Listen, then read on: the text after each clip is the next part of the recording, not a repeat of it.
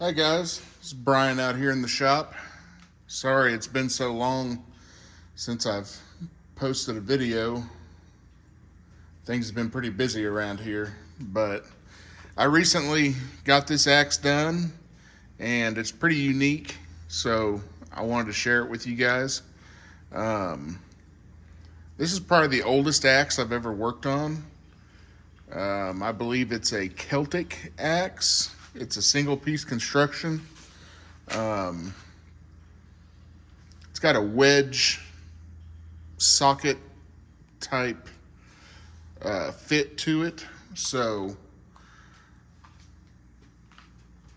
basically, they take a flat piece of steel, they work the backside down, and then they fold the corners in. And when they fold them in, you get this. I don't know what that is. A piece of paper towel and linseed oil. Oh, I'll have to get that off there. Anyways, this is black walnut, which is not a good handle material at all. It is very pretty. It's beautiful. You see the grain. You know, it looks really good and things like that, but if you look at this axe wrong, it will break. One, because of the material, also because of the grain. If we look right here, you can see this grain goes up and down this way. So we've got that much grain. I mean, if you tapped this axe too hard, it's gonna break right here. And if you look at it wrong, if I hold it wrong, it'll break. This is the second handle that I made. So I've had this axe. There's a guy in Canton, Texas that sent me that axe and wanted me to build a handle. I told him it's going to take a very specific wood to do it right. I'd like to do like an Osage orange that had a branch with a crotch in it that was at the perfect angle, you know, and that way the grain would run in this direction. And most of the historic handles that you see on these types of axes, if you can find them, are made from a tree branch that has a Y in it or something like that. And they look good, but a tree doesn't grow at right angles. So the head is usually cocked down a little more, and I wanted to find just the perfect piece of wood, probably much bigger than what I needed, and then I figured I could carve it down to a right angle and the grain would still follow the handle and the socket section to where it would be strong. It's been probably 6 months and I have not come across that piece of wood. So the guy was asking me when I thought I might be able to get some kind of handle on it. And I said, well, I can make a wall hanger, you know, just something to put on it for now. And I'll continue to look for that piece of wood. And he said he was good with that. So I went ahead and made this handle. It's a straight handle. It tapers down. It doesn't have a swell at the end, but it is slightly thicker.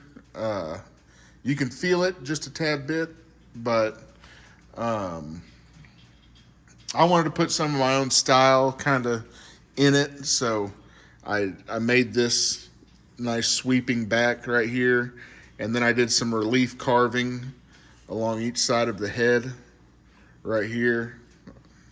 I thought it looked pretty cool. But yeah, that's the most recent one. And then a quick shop update. The tool show that I've went to the last couple of years that's here in Oklahoma is happening October 5th. This is 2024. And so I've got this chest, this one, those planes on top, that lathe, some of these axes. I'm working on a few things over here to put on there. or in there. I'm going to be selling at this one, so that's pretty exciting. I've never sold at this tool show. I've always just bought. So it'll be an interesting experience. Anybody that wants to come out to the tool show, please let me know. I will give you guys all the information. I will also put it in the description so that you have it. Here's some handle blanks I got. Just a second. I think there's something fogging up my camera. There we go, it's a little better. My messy bench, I need to get that clean. I've also got some handles I'm gonna be bringing with me that I've made down here. I'll be selling those. I may bring a couple more, I'm not sure. Let me get this light. So, another project I've been working on.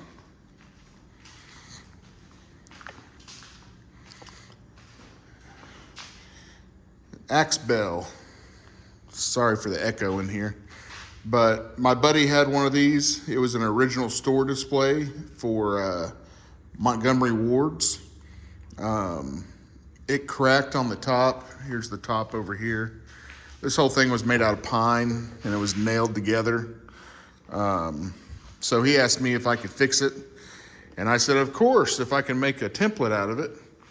And so I've got, this is from the bottom of the table up. This is one pile of wood for that.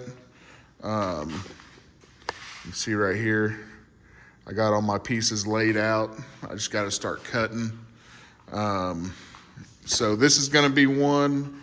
And then this pile over here is the start of another one.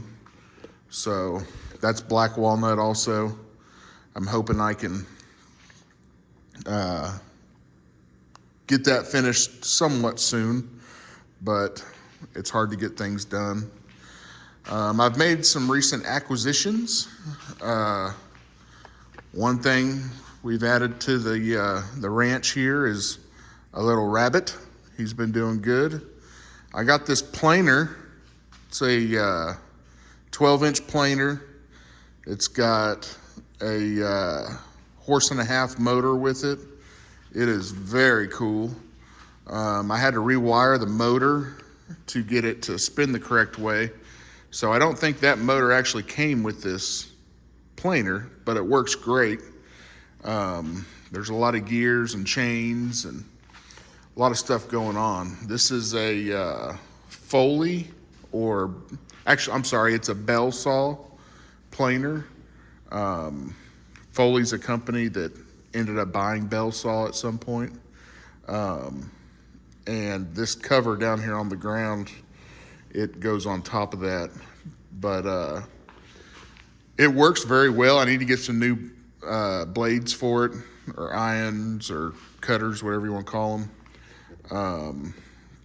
But it's pretty cool. This table right here is where you put the wood through. The rollers push it through, and the cutter head cuts it. You see this all thread right here on all four corners. It has that all thread, and there's a gear at the bottom with a chain that goes around. So you put a tool on this and spin it. Right now I've just been using a socket because I need to make the actual T-handle, or the bar that twists this. And as you twist it, it lowers and raises this table, which gives you your thickness of wood. You can dial this thing in very, very accurate. So I was pretty happy. You can see a lot of the sawdust and stuff.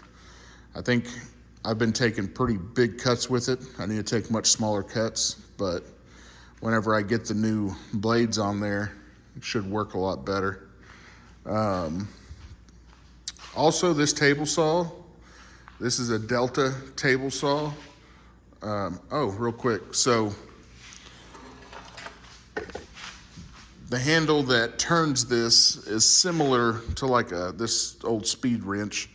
It'll be much bigger and a little bit longer than this, but I need to make up something out of probably 1/4 inch thick round bar that will turn that, make life much easier for me.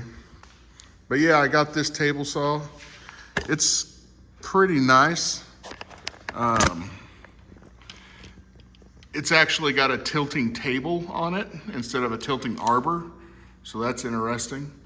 I thought it was their Home Light brand, but it's not, so that's nice. It's very heavy duty.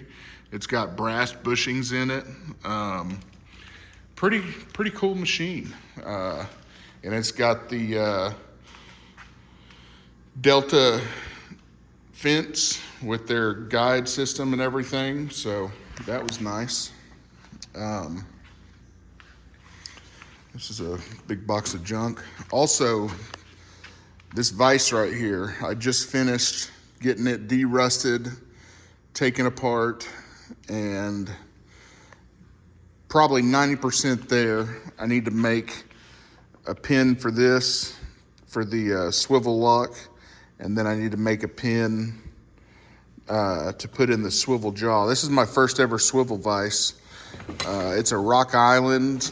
Oh gosh, it's every bit of 90, 100 pounds. Let's see.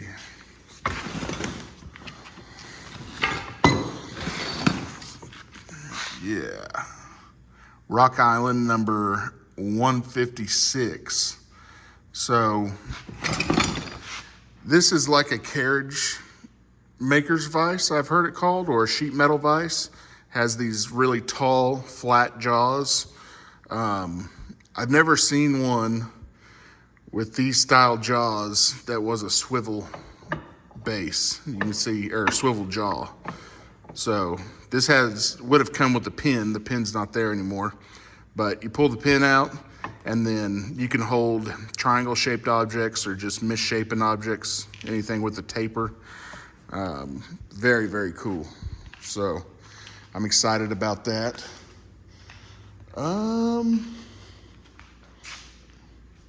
Oh yeah, so there's also the big table saw back here. I don't think I've shown that to you guys. And then over here, we got a 24-inch disc sander. This is a Apex brand. Look at the motor on that thing. It's got, I believe it's a 3-horse motor. It has the whole dust collection system, and it's got a big cast iron table for it, and it will tilt and turn at different angles. All of that stuff is right behind that anvil, underneath that shelf. I've got to get it cleaned up. It was very dirty, but the table raises and lowers depending on what the size of material you're putting through there is. And everything is so heavy that it actually has a counterweight system with it's basically a chain with a spring on it that assists you in lifting the table because it's so heavy. I'm very excited about that. So these machines, other than cleaning up, they're ready to go. The only thing is they're 220 or 240. And my shop has 220, but from the breaker box, which is right there against the wall, it goes from inside the box directly outside for an RV hookup. So I've got to run it. My plan is to run the wiring down the wall and then move all this stuff and have some of the machine tools right back over here. I recently got the wire. You see this big spool right here? That's all the wire for it. I've got to get some boxes and some outlets. And once I do that, I'll have everything I need. I I don't mess with electricity. I'm not an electrician. I don't do good with electricity. I've been shocked a few times, and so it seems pretty simple. It seems like everything's color coded, same colors that's in the box right now. So I would assume if I just replace the wires with my wires, ran it down the wall with some conduit and put it in a box, it should be good. But I don't know that. I'm not an electrician again. So I'm going to have somebody come out and either come out and look at it after I've completed it, or hopefully have somebody help me put it up just to make sure that, you know, everything's good. As I'm sitting here rambling, I'm just kind of walking around showing you guys the bench, and if anything catches your eye that you're curious about, ask, drop a comment, whatever. This is a big number 7 I was going to take to the show. Need to get some rust off of it. I recently got this Vise stand. That's 1.5 inch thick chunk of steel on the bottom. It is, of course, the floor is not level, so it rocks right now, but this thing, it is very, very heavy. And then a student at the local school here made this little stand. I'll probably cut off a lot of that's not needed and end up making one out of that. But yeah, that's what's been going on around here, guys. I got stuff everywhere. I've been digging out, you know, all the tools laying around, seeing what I could come up with to take to this show. So if you have any questions about the show, let me know. Hey, Jessie girl, what's up? Oh, you gonna come say hi? Yes, pretty girl. All right, guys, that's all I got for you.